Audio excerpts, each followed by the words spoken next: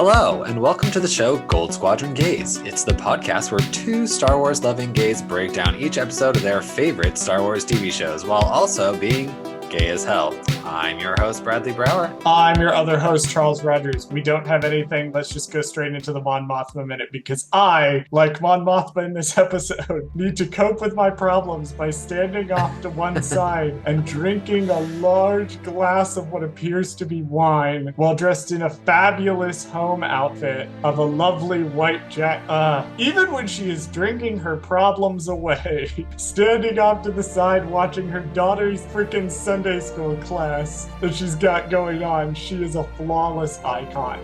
If there's one thing that we have learned from this show, it is that Mon Mothma is in fact a flawless icon, and I was correct to stan her this entire time.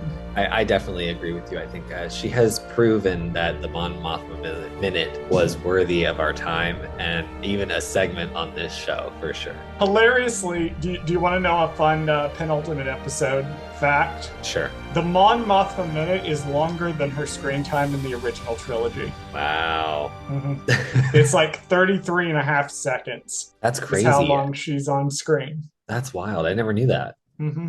And she's in less of the prequel trilogy. She's really only in the deleted scenes, right, which are still considered canon. Alrighty, I don't think we have anything to dive into this week. I do want to say up front, I'm going to promote this here because I just listened to the newest episode this morning.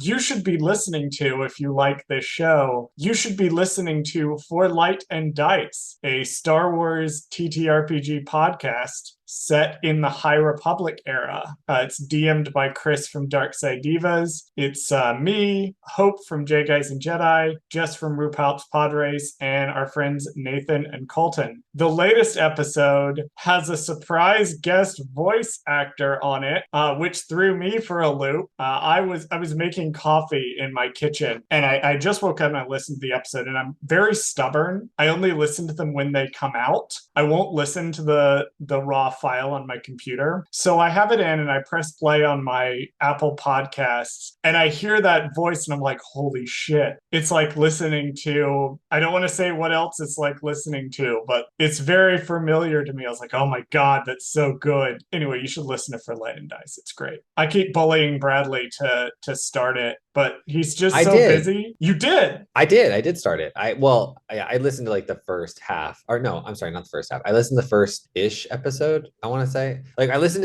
to the character intro thing. Oh, the little 15-minute intro. Yeah. That's what I listened to. I listened to that part at least. So I haven't gotten into like the true kind of whatever, the meat of it, the actual meat yet, but like I know the characters, I know all the people who are going to be on it, so it's like one of those. So I'll keep bullying him.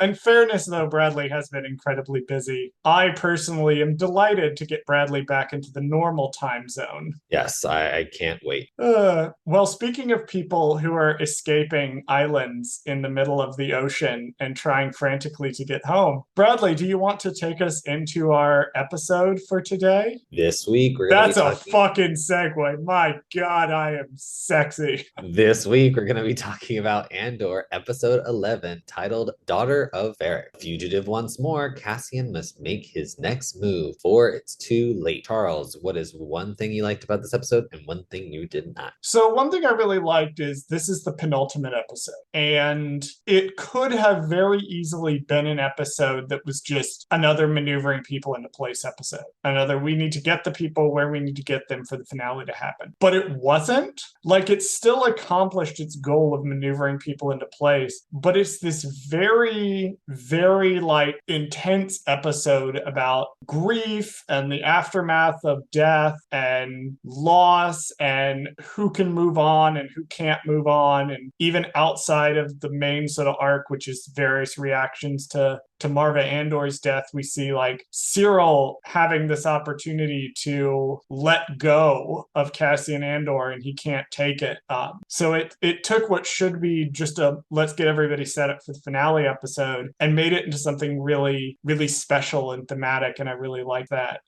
One thing that I didn't like, oh geez, this is hard. This is hard, Bradley. I would say that the episode did it couldn't really escape being the episode where we need to maneuver everyone into place. And they did a really good job of obscuring that with the very good thematic elements. But especially, by the end of the episode, it feels like a lot of the extraneous scenes, like the Cyril scene, the Velenclea scene, Deidre scene, all of these scenes are there really to maneuver people into place. And the only real resolution we get at the end of the episode is Cassian learning that Marva has died and his reaction to that. So, what about you, Bradley? One thing you liked and one thing you did not. I have to agree with you. The thing I didn't really care for in the episode was those small scenes that kind of feel like setup. And they were all right. I mean, Cyril's kind of disappointed me a little bit because I felt like he only got two kind of mini scenes, if anything, and they were just, hey, Cassian might be at the funeral, and then also I'm gonna steal my mom's money or something, or whatever he does at the end. And I was just like, I don't know, I didn't care for those. I really liked, however, the action sequence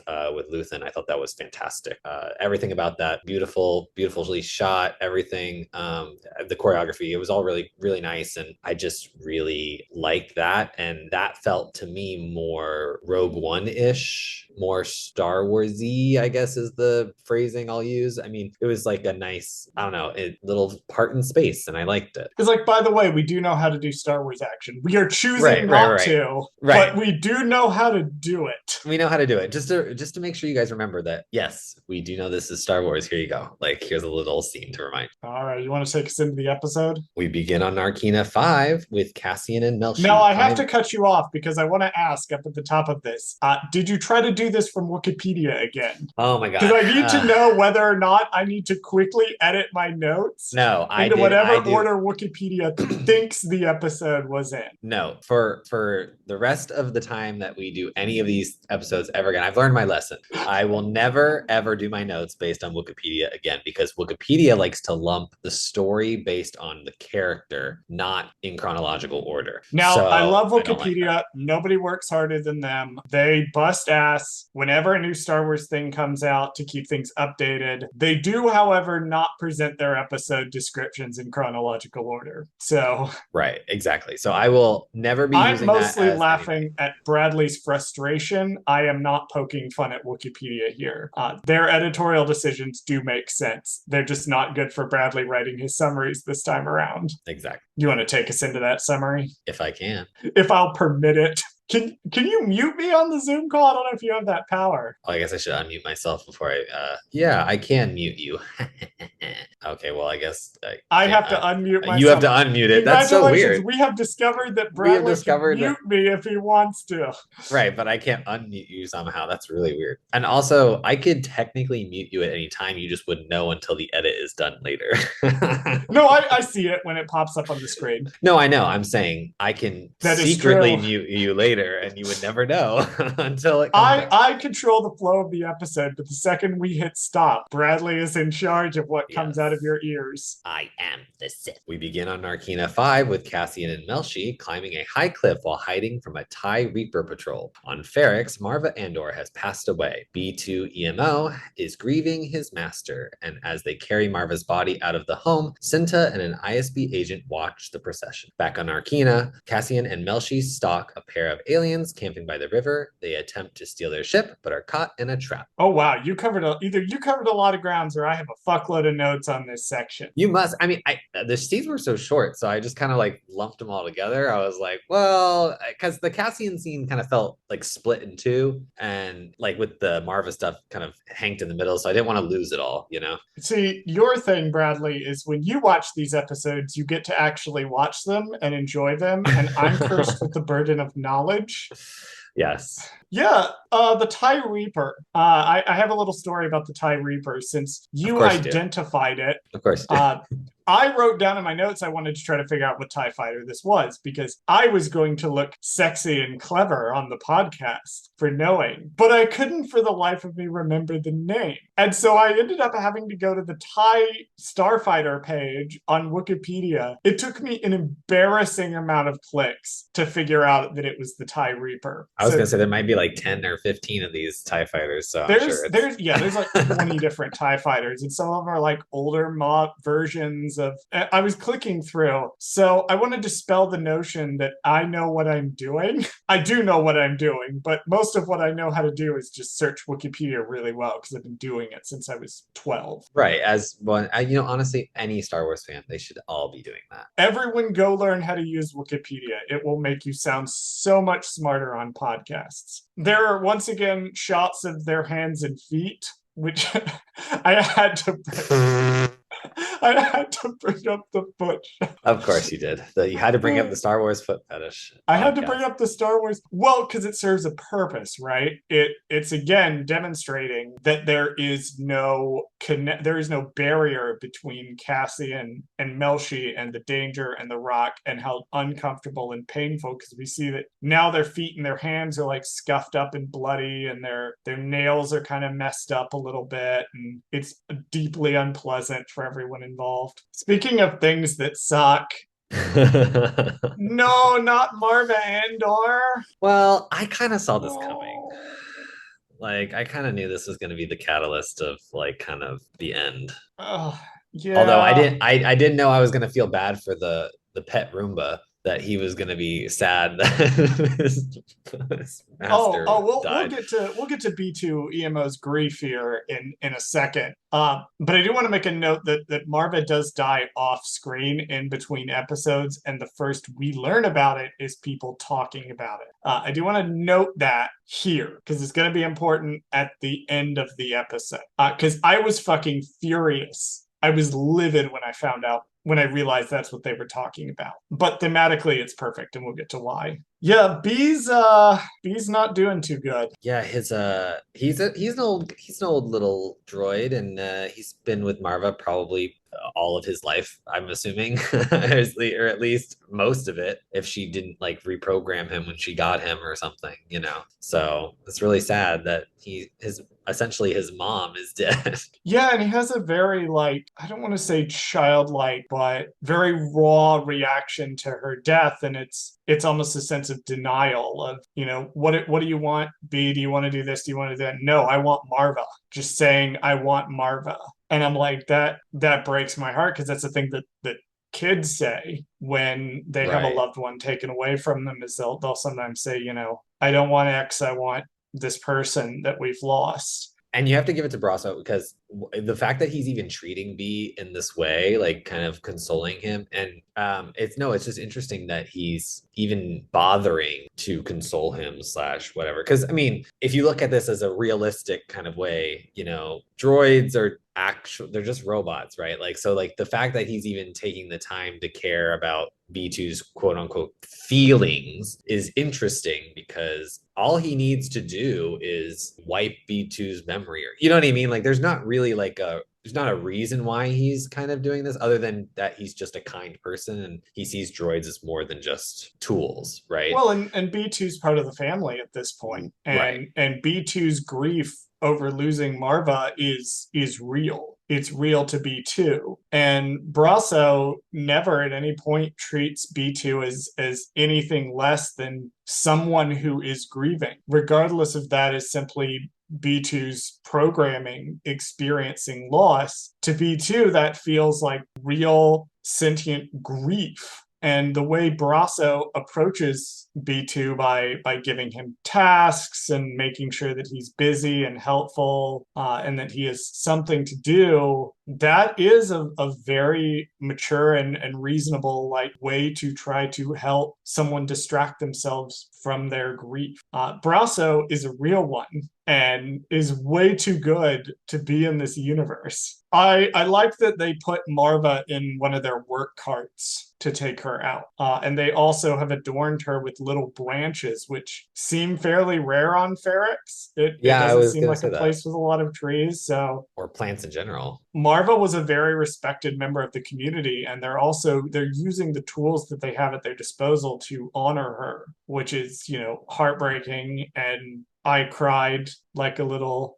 child when this happened. Like a little droid. Like a little droid. B2 is me in this moment, okay? I want Marva back. Jumping over to the little scene with Senta and Corv, I think the guy's name is. Yes. I keep calling him ISB agent, but yes, he has a ISB name. It's Corv. Corv. Yeah. If Senta is good at her job, the fact that Korv doesn't know who Marva Andor is should be a huge red flag that he's also a spy. Yeah, I was thinking she knows exactly that this dude is like not no good. Like I thought she was gonna be like, oh no, like I'm gonna be in trouble, but I think she knows. I think she's like, this guy is fucking suspicious, and I'm going to watch him, even though I know he's Mm. watching me and other people. And I think it's interesting that she has an excuse ready to go for why she doesn't, and it's sort of the truth, which is I only got here recently. Now she says a week ago, which is a lie, but she does have her bases covered, and this guy is not quite as good. I suspect, like you said, I think that she's sussed out this guy as ISB, or at least not who he claims to be. Speaking of the aliens. You want to talk about the aliens that Cassian runs into? Yeah, absolutely. Before we do though, I just want to say like these suits that these aliens or like the actors are wearing, they are so fun. This was like the coolest thing that I saw. Like I love this little bit because they reminded me of that one alien that was in I think the first three episodes. I forget his name, but that same costume design. Like it's very like Vetch. fetch. Is that what it is? Or Vetch. vetch. Vetch. Yeah, that's what they remind me of. Like this very Where like is bulky Vetch? We alien. haven't seen Vetch in a while. I mean, maybe he'll be at the funeral. Who knows? Maybe. Yeah, these suits are being puppeted by Matthew Lyons and Liam Cook. Neither of them have a lot of credit, so we're not going to dive into it. But I do want to talk about who is voicing Dewey, who is the one that speaks English. So there's two. There's actually I want to talk about both of them. So the one who's playing Dewey, who's the one who's speaking English, is a gentleman by the name of Mike Quinn. Do you have any information on Mike Quinn, or is this a surprise to you, Bradley? This is a surprise to me. I didn't get any information on the alien. Mike Quinn is there's a decent amount of credits, but a few that I want to highlight. He's mainly in puppeteering work. He's a puppeteer. He's been in such films as The Great Muppet Caper, The Dark Crystal, Muppet Treasure Island, the best Treasure Island movie. He's been in a lot of Muppets movies. He was in one episode of Glee, but he was in a couple of movies that I just want to mention here because I think you might have heard of them, Bradley. He was in a movie in 2019 called Star Wars Episode 9, The Rise of Skywalker. In 2017, he was in a movie called Star Wars Episode 8, The Last Jedi. He was in a movie in 2015 called Star Wars Episode 7, The Force Awakens, and he's playing the same character in all three movies. Now, he's in one more movie in 1983 in Star Wars Episode 6, Return of the Jedi. You want to take a wild guess who Mike Quinn plays in all four of these movies? Well, I've never heard of these movies before, but sorry, that was a terrible joke. Let's see. He's a puppeteer, and He's a puppeteer. he's all the sequel movies He's in all the sequels and episode 6. and episode 6. Okay, He's playing the so same character in all four movies. all four. Oh, All shit. four movies, he plays the same character. All four movies, and he's a puppeteer. Who the fuck? I is in will all give you four movies? another hint. The character is usually seen piloting a ship. Oh, he's is it Nine Numb? It's Nine Nub. Nah, that's He's it. Nine Nub. Nine Numb. I got it. I was like, wait a minute. I'm trying to think like who is in all four movies? That's awesome. Okay, cool. Yep. And then Freedy, the other gentleman, is being voiced by a gentleman named Damien Farrell. Damien Farrell is, again, a puppeteer. He was also a puppeteer in Dark Crystal, Age of Resistance, Force Awakens, and Rise of Skywalker. He's a puppeteer in Jurassic World Dominion. And as an actor, he appears in Solo, a Star Wars story, as one of the Min Min guards. So that's some information on those people. Speaking of The Force Awakens, we've seen a quad jumper before. Yes. Quad jumper also being the ship that Rey and Finn are making a run for in The Force Awakens that gets blown up. Wouldn't it be something if it was the same quad jumper? Well, so the quad jumper in Force Awakens is a little more new looking, or at least has been patched up, and this one looks like it's falling apart. Yeah, I'm totally It's probably the same type of quad jumper, but I think it's a different quad jumper. On Coruscant, Deidre convinces local Imperial officers on Ferrix to give the locals a permit for Marva's funeral, hoping Cassian will show up. Back on Narkina 5, the local Narkinians release the captured prisoners. He asks where they are proposing to run to. Cassian says Niamos, and the aliens depart with the escaped prisoners. Yeah, Dedra is evil as fuck. Oh, I fucking love her. She's like, you know what? How can we manipulate these people even more so than we already are? Let's let them actually have a funeral procession and like, you know what? Let's make it as subtle that we're being cooperative as possible and like limit the amount of people that can come. And also like only shut down like one street and like, Yeah, and I love the fact that her entire thing is basically if we put all these people in a room together, we'll just wait for the rebellion to ferment and then we'll crush it. oh, Like she's what the so fuck? genius. I love it. What the fuck? That is fucking awful. Well, it's kind of like entrapment, right? Like, so it's Basically basically is yeah, it's basically setting up the scenario under which rebellion will happen for the express purpose of crushing it. right, because she's literally going like, what can I do to make this even worse for like if it had just been allowed to happen naturally, it might not be as big of a deal. But the fact that she's literally going out of her way to limit capacity, make it as small as like in this condensed place as possible, you're making it all you have to do is one person has to get aggravated and fuck up, and then it causes mass chaos. And so it's And did perfect. you notice the actual place that they were planning to have it? Just a sad little place. Only the place where her husband got hanged. just a sad little place. That's fine. I'm sure nothing's bad's gonna happen there. They're going to take the ash and they're going to make it into a brick. And I have in my notes that before the end of the next episode, that brick is getting thrown at somebody. I thought about it and I was like, that's going to be the brick, right? Like it's going to be the thing that starts the rebellion, kind of thing. That's what Marva Andor is the first brick at Stonewall. Yeah, no, she is. And remember, she was like, I want to get involved. I want to be a part of this rebellion in any way I can. Oh, it's and thematically like, perfect. Somebody's going to get hit with that brick. Either like it's going to go through a window or like they're going to chuck it at one of the Imperial officers. Hopefully Tigo, because I hate that guy. But yeah, no, it's that brick is going somewhere. Guarantee you. Also, there's a kerfuffle on Twitter right now because someone pointed out that Cassian also got turned into ash by the Death Star, but never got to be made into a brick.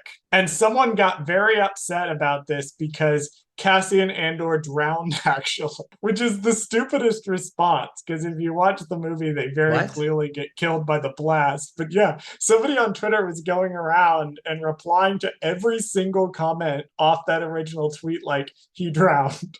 So the meme on Twitter right now is to post random photos of people from Star Wars with the caption, he drowned. He most definitely did not drown, but okay, great.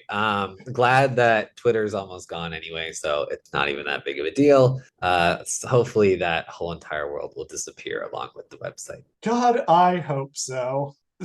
Back to the aliens on Narkina 5. So I was really racking my brain because I was like, the one alien is holding like they've got like an arm replacement that's like a blade. I'm actually gonna double check myself. Yeah, it's either like what's funny is I kind of thought at first when I first saw it was like a cooking utensil, like he's like almost got like a interchangeable kind of thing. Like if he wants to cook, he can put a spatula in it. If he wants to cut something, he can put a knife in it.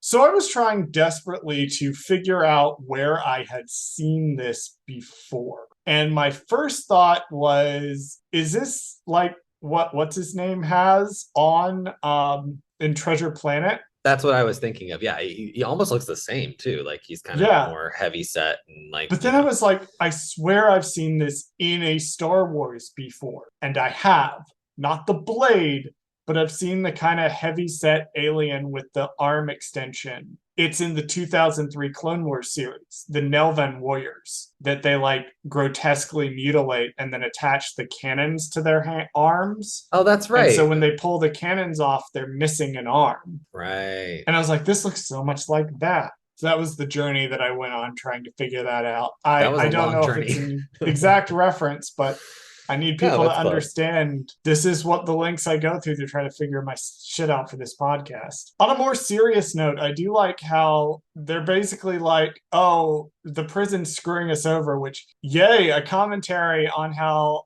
prisons adversely affect the local population of the communities in which they are built. But also, I like how they're like, oh, they were in the prison. We'll let you go. and you can have the ship. We all fucking hate the Empire here, so if you're trying to screw them, we support that. I'm like, damn, I love that level of solidarity. Well, it's definitely a 180 from the last time we saw the Empire or slash Imperial people trying to take over a planet, and then the locals being like, "Oh yeah, I love the Empire. The Empire is great." Yeah, the in Obi-Wan Kenobi. Yep. Yeah.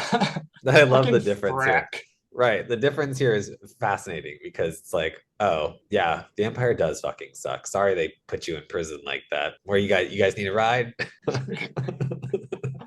Which I'm down with. I love that. I love that for them. This is just a great little scene. Like it's weird aliens, and I love when Star Wars is weird aliens. It has a great thematic moral message, and it's got the guy who played Nine Nub in it. Well, and also it's great to see aliens because we are watching a show that is, kind of really knee deep in the Empire is taking over. There's not really aliens around right now, kind of thing. And so it's nice to see them when they do show up. Yes, and we've generally focused on most of the main characters are human. Most of not all the main characters are human. The Aldani population was entirely human. Ferrix is mostly human. The prisoners on Narkina 5 were all human. So it is nice to see weird aliens pop up. I like when Star Wars is weird aliens. Back on Coruscant, Vel visits Luthen's antique shop. Clea is unhappy that Vel has broken protocol and refuses to divulge Luthen's whereabouts. Vel tells Clea that she has come to bring news about Marva's death and funeral preparation. Clea agrees to tell Luthen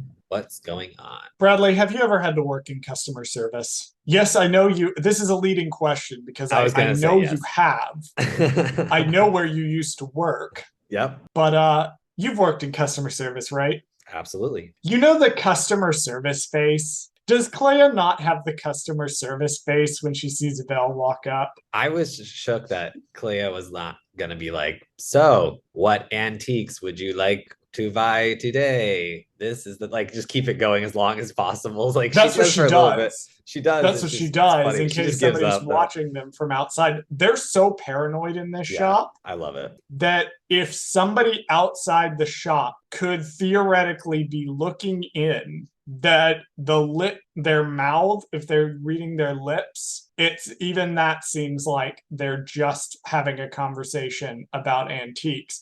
And like you notice, in order for Clea to give her lovely little badass speech of her own, she has to move around to the other side and deliberately place herself with her back to the windows. So I love that. Yeah, I just noticed her customer service mask, her little customer service smile. A plus as someone who's also had to work in customer service.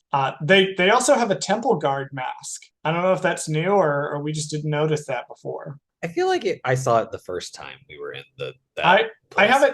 haven't noted just because I didn't know if we'd seen that before. I wonder if We it's the def Grand Inquisitors. we definitely got a better look at I think it was Pat May's travel crown or whatever I saw in the background again. So I think they've kept the same objects in there. They're just kind of either shuffling them a little bit Mhm. or like we're just not seeing everything all at once. The Star Killer, dark side Star Killer outfit has been pretty prominent in these scenes, so it hasn't moved. Yeah, Clea gives her little badass speech about how Vel needs to sit down and shut up because Clay is doing about 100 different things. I don't have lately, I have always. I have so many plates spinning, of which you are just one. Love that. Love that whole speech. That was all I had for this scene. Back on Ferrix, Cinta and ISB agent Corv observe the Andor house. Inside the home, Brasso and B2 discuss attending Marva's funeral service. Meanwhile, Bix reflects on her interrogation and torture when she is interrogated by the ISB. They ask about Anton Krieger, but Bix remains silent. Yeah, Brasso really is a real one.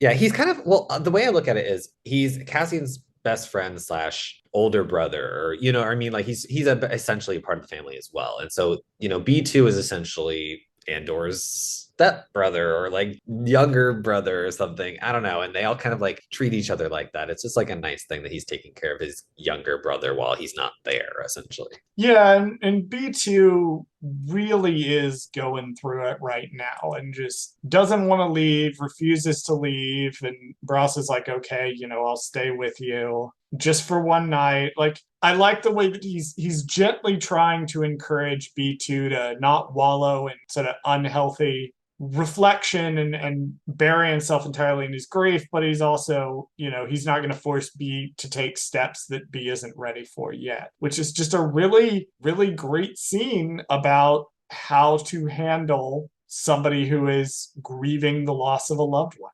Free my girl Bix. What the fuck, guys? At this point, it's like, is she really helping your investigation? I mean, No, you're just doing it to be a dick. Well, they need her to positively identify Axis.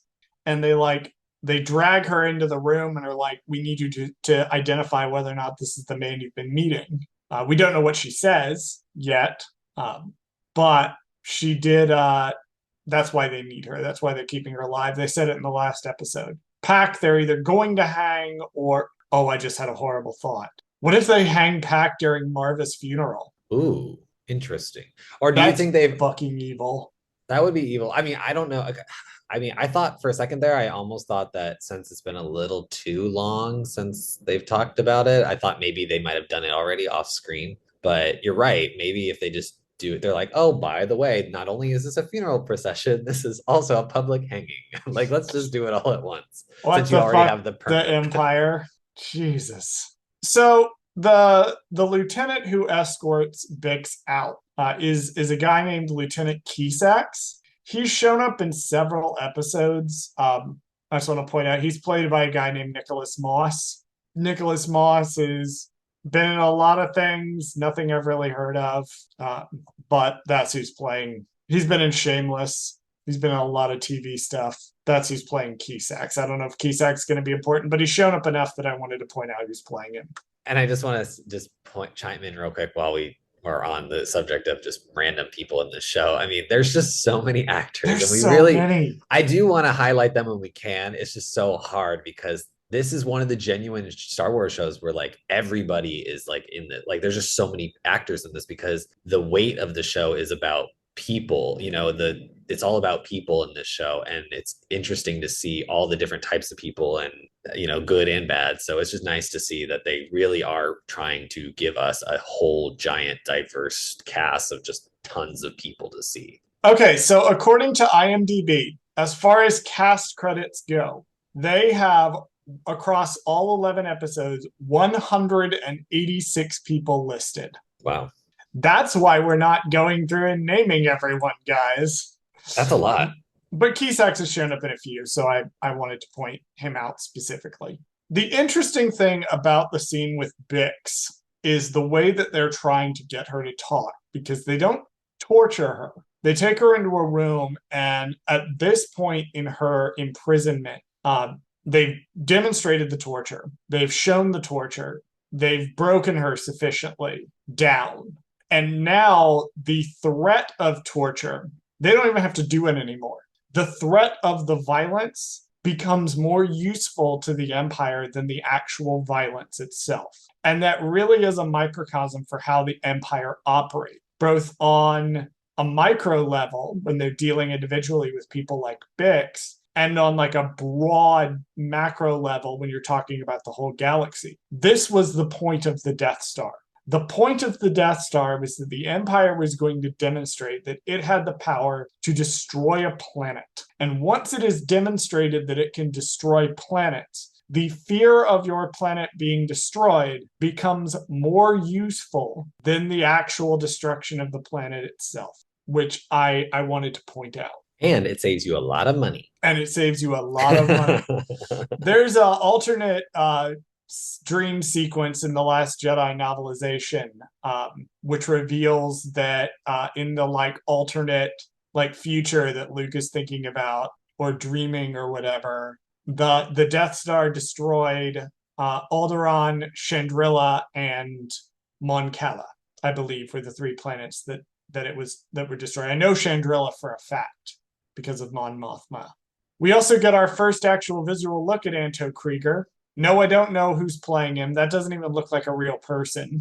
Yeah, I thought it might have been CGI or something. It's That like it's just hard looks to like tell. CGI. Yeah, it was hard to tell. No one's even credited as Anto Krieger. We've never seen Anto Krieger before this show. He's completely new. I wonder if he'll even show up because I wonder if it's just a plot point rather than an actual Retroactively, he person. may show Yeah. up in some other things or be mentioned in some other thing. That's the way with Star Wars. Whenever media comes out, they tend to go back. That's why if you read the Star Wars 2015 comic run, there's a point where very clearly Rogue One came out because all of a sudden they like go back to Jeddah to deal with the partisans, and suddenly they're talking about like Jyn Erso and the Rogue One. And you read this comic and it's very obvious. It's like, oh, okay, Rogue One came out after you wrote this. People talk about her. I'm like, you need to calm down. This is a 13-year-old girl who is being influenced by the fascist regime at the time, the conservative traditions of her home planet, and being encouraged by a really shitty father figure. Lay off.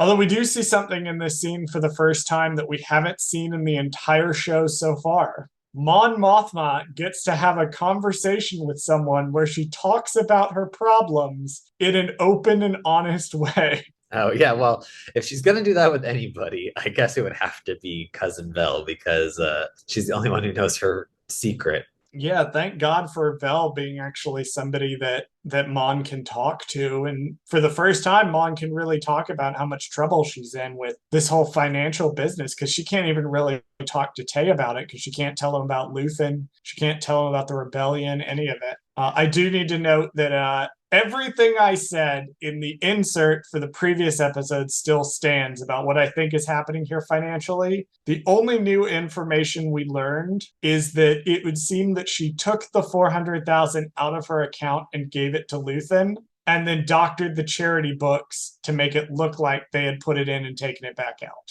Yay, banking plot line.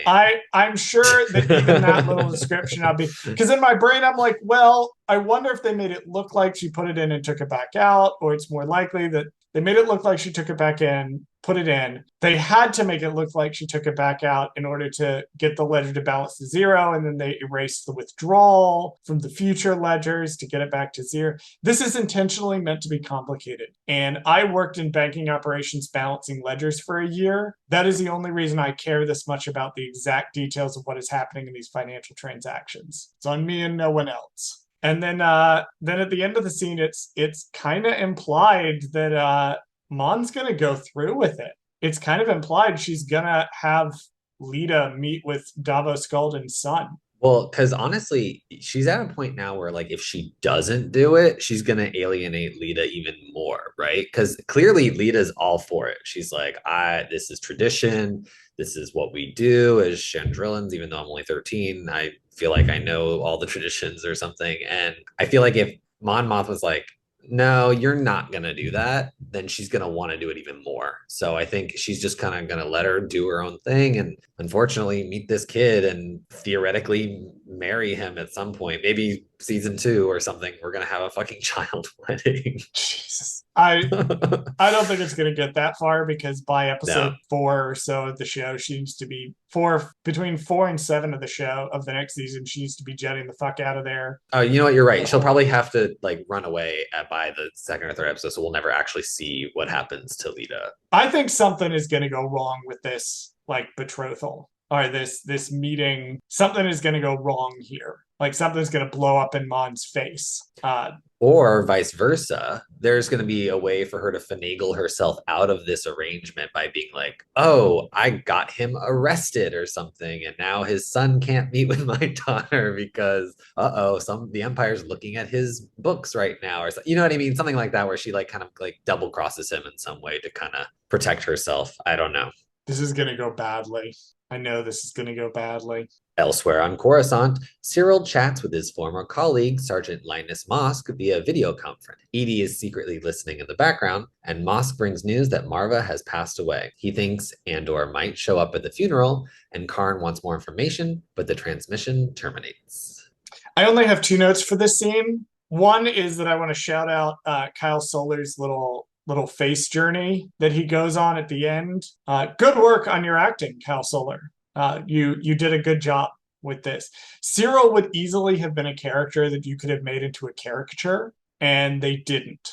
They made him a very interesting character, and a lot of it comes down to how Kyle Soller portrays the micro expressions of what's going through Cyril's mind. My only other note is that Cyril with no hair gel in his hair is very funny. It's kind of like his character is so well kept and like so put together that the second he is disturbed, like, like his mom essentially wakes him up or like kind of disturbs him for a second and is like, hey, quick, you have a Zoom call in the other room. And then he's like, okay, I'm coming, and then he's like still in his pajamas or whatever. Like, I just think it's so funny that he's just like, he's just not always prepared. And it just makes him look different and funny. Yeah, phone for you. It's 3 a.m. So kids, for my younger listeners out there, hope please be over the age of 18 to listen to this show because it's tagged as an explicit podcast. But for those of you who are too young to remember, back in the day, you wouldn't have cell phones or text messages or anything of that nature where someone could reach you directly. If someone wanted to reach you at 3 a.m, they would have to call your house phone, and that would likely wake the entire house up, and it would become an entire production. So just throwing out there, this scene used to happen in reality to some of us, and God, my birthday is this week, and I'm kind of having an existential crisis about it, especially since I made the mistake of recently re-downloading a certain app and seeing how much more attractive the people that are my age in my area are than me. Yeah, I don't recommend downloading those apps. It's a bad idea. But yes, really showing my age here that back in the day this used to happen. I was going to make a comment that there are people who have never lived in a world without that app. And now it's like, that's how old you are, that we're Listen, getting to that point where. listen. The episode of RuPaul's Pod Race where Claudia has to explain Weird Al Yankovic's 1999 song, The Saga Begins, to her two co-hosts who were not born at the time that show came out. I think about that episode often, generally when I need to feel depressed. Like, we're getting to a point where there are people who think the prequels are old. Like, they're like, oh yeah, those old ass movies. Like, I heard what? someone describe the Lord of the Rings movies as old movies recently. I heard someone do this. I And can't. like I I was can't. arguing with people when Rings of Power came out, because one of my critiques of Rings of Power, but also like something that is an objective fact about the writing of Rings of Power, is that Rings of Power kind of assumes you've seen Lord of the Rings. And I was talking to people who are too young to have seen it when it came out, and were like, it is nobody's seen those movies, or you've like seen it once and then forgot about it. And I'm like, no, you need to understand those movies were fucking huge when they came out in the early 2000s, but you weren't alive for that, or you were 5 years old when that happened. I don't like contemplating my mortality. My only hope is that I will be as sexy and funny and clever as I am now when I'm in my 40s, which is some distance away. So next week on Goldsquadrongays, when you're 40, Next week on my 40th birthday. No, I'm Run not your actually 40th. turning 40 next week. Meanwhile, on Niamos, Ander. And I said it's Ander. look, I'm not going to blame you for that one, because I've been sending you text updates as I watch Elite, and Andor is by far one of the only characters that I'm actually rooting for to not have horrible things happen to him. Ander. I know I sound like Andor, Luthen a little bit. That's how he says Andor sometimes.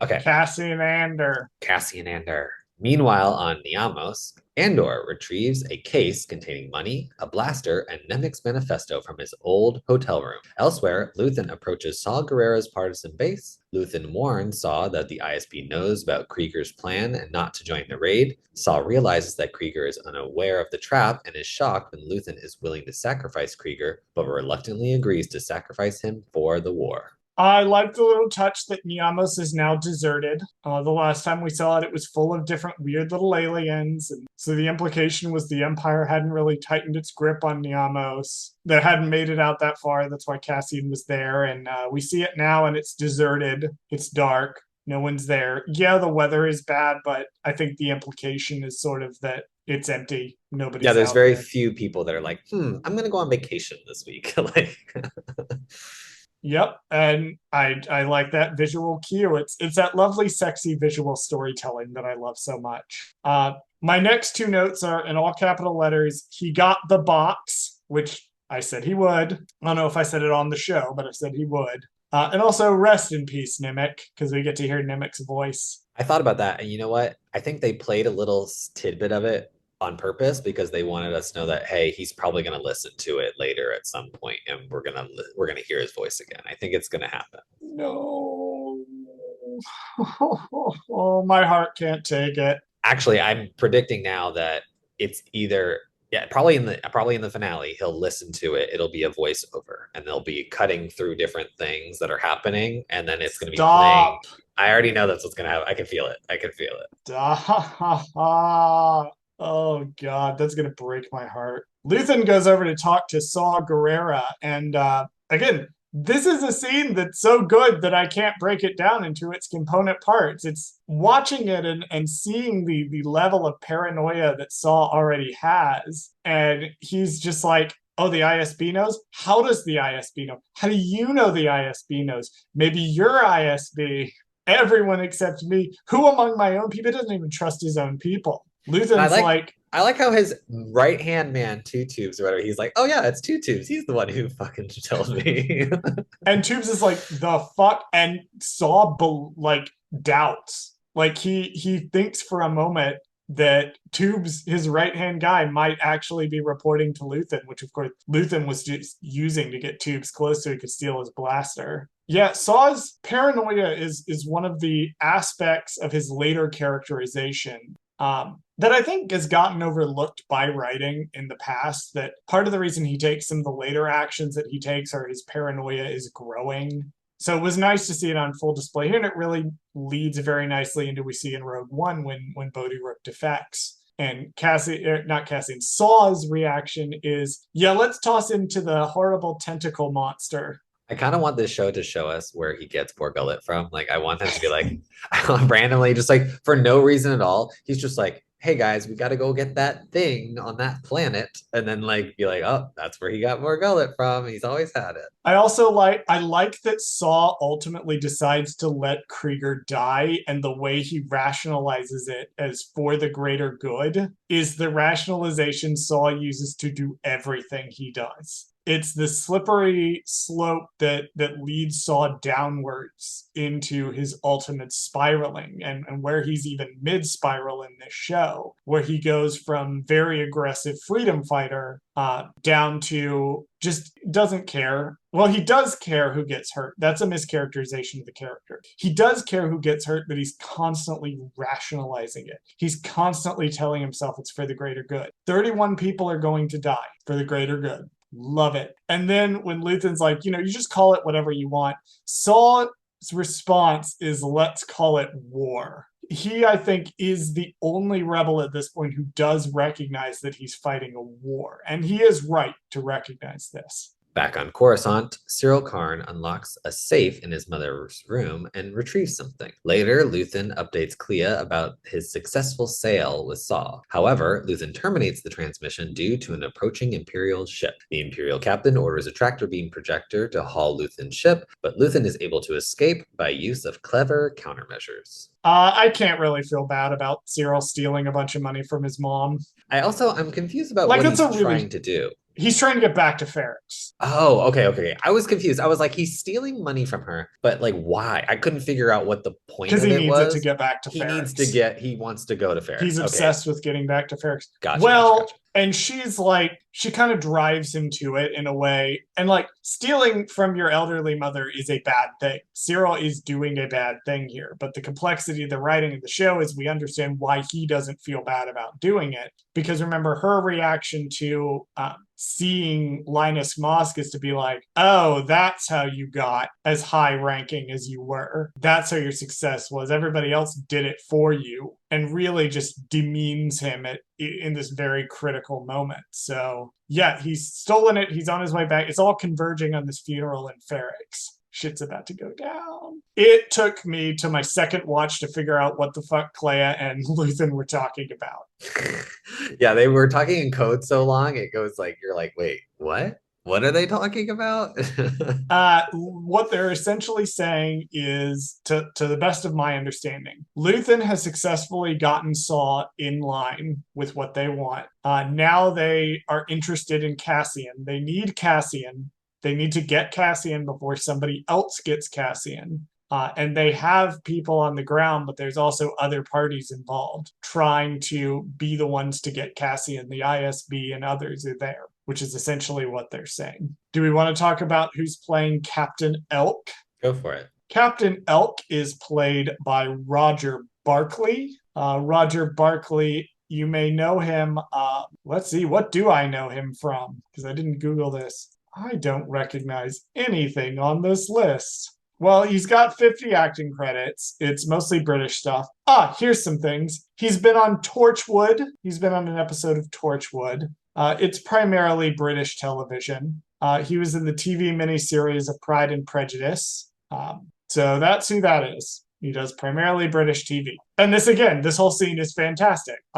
I can't break the specifics of the back and forth between Luthen and Elk down. Luthen is basically preparing to run from the get-go. He has plans upon plans upon plans. He's faking an engine malfunction so that he can charge up his engines to run. Like, the interplay between them is absolutely fantastic. It's a lot of space action. It was very Rogue One. It was very, honestly, even a little bit of Rise of Skywalker, kind of space battle-y. And I don't know, it felt really good. I liked seeing all that stuff. I felt like it was so high quality. Like, I don't know about you, but it just, like, to me seemed very, very high quality space battle. I don't know. The visuals were just really good. I wish they hadn't put it in the trailers. I wish it had been a surprise. Because the wing lasers are fucking awesome as shit. That was the coolest part. And I absolutely fucking love it. I literally have written down in my notes, this is genius. This is fucking genius. That he got them to accelerate the tractor beam to a high setting so that when he deployed his little things, his little metal shrapnel bits, they hit it with as hard of a force as possible. Love that. Somebody, I can't remember, that wasn't from me. Somebody in the Divas Discord pointed that out. I don't remember who. I also love that they pull him over essentially for suspicious activity, and then they're like, oh, everything checks out. We're gonna should we let him go? Nah, we need to practice boarding. They're just gonna fuck with this guy because they're bored. Which ultimately is their downfall, because if they had just let him go, they should not have done that, because he does destroy all their TIE fighters and also the tractor beam on the front of the ship. Which I'm sure that's going to be a great conversation with his boss, like, what happened to the ship? Well, whoops. Yeah, no, it's just a fucking incredible action scene. That's all I have to say about that. It unbelievably good.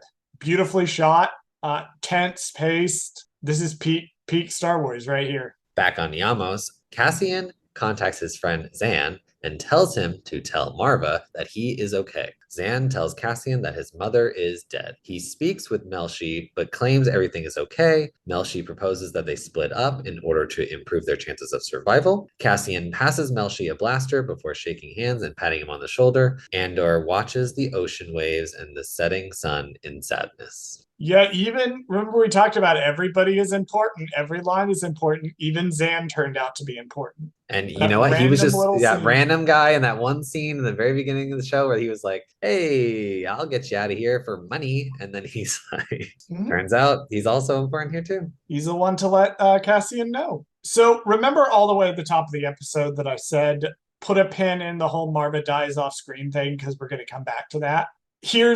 It's time to take that pen out and talk about that. The exploration of grief in this episode is incredible. And part of why it's incredible is because it puts the audience in Cassian's mindset. Cassian's anger and rage and sadness and just brokenness at the fact that his mother died alone without him is the exact same emotion that I felt at the start of the episode when I learned Marva had died off screen. It is an absolutely genius way of making us really feel what Cassian has felt at the end of this episode. That's why she had to die off screen. That's why she had to die alone without anyone who loved her around her, including the audience. And I was going to say, it parallels very nicely with Rogue One at the very end. Spoiler, where Spoilers for Rogue One, they all die.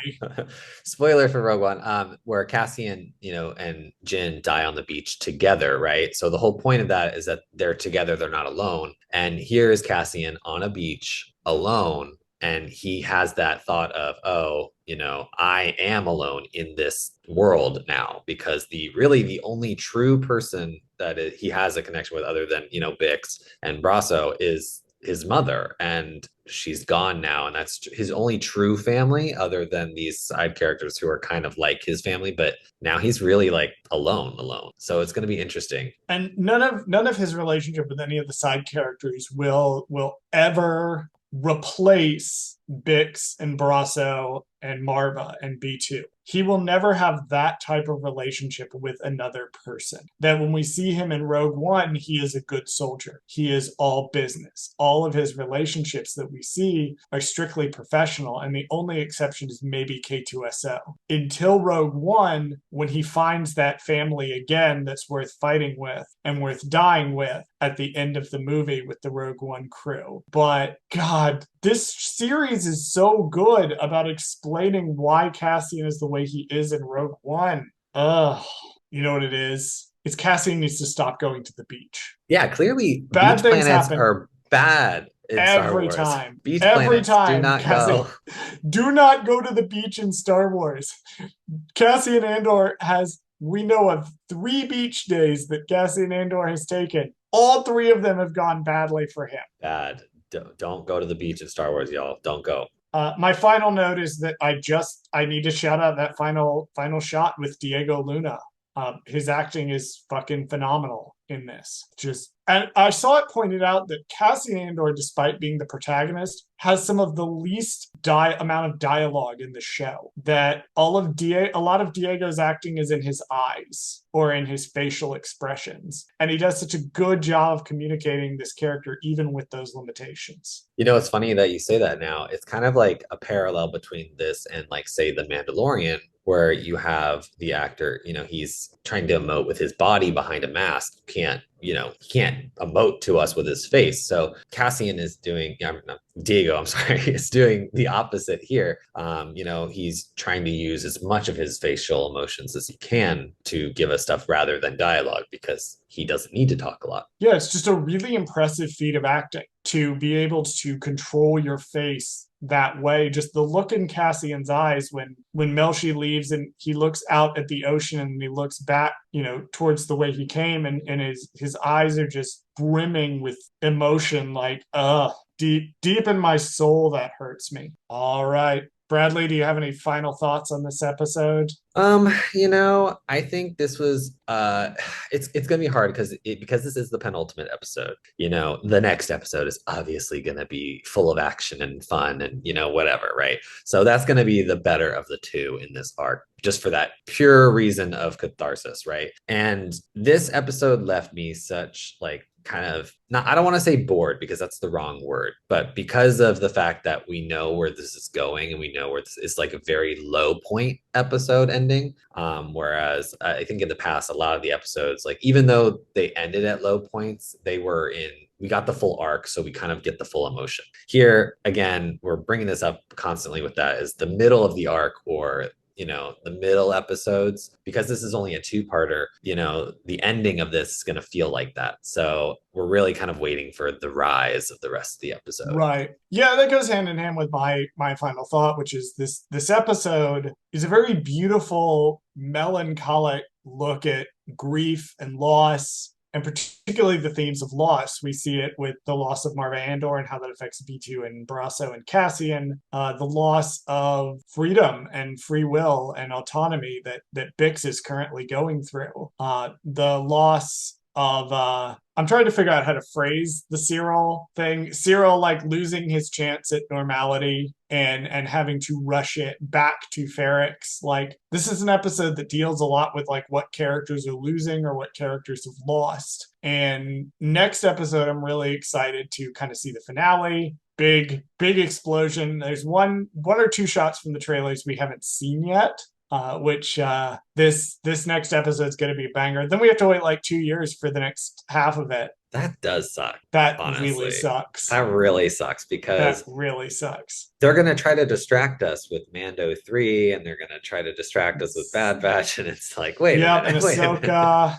minute. Yeah, even Skeleton Crew, right? Like, damn, they're trying to distract us with everything. Keep watching the Baby Yoda. Right. Forget about the fact that you don't get Andor for another 2 years. It's so interesting because a lot of people are like not excited about Andor before it came out, and now the resounding chorus is, wait, we have to wait 2 goddamn years to get more Andor? Yeah, it's like the show you didn't know you wanted, but now that you have it, you're like sad that it's gone. And then you're So like, wait, come back, come back.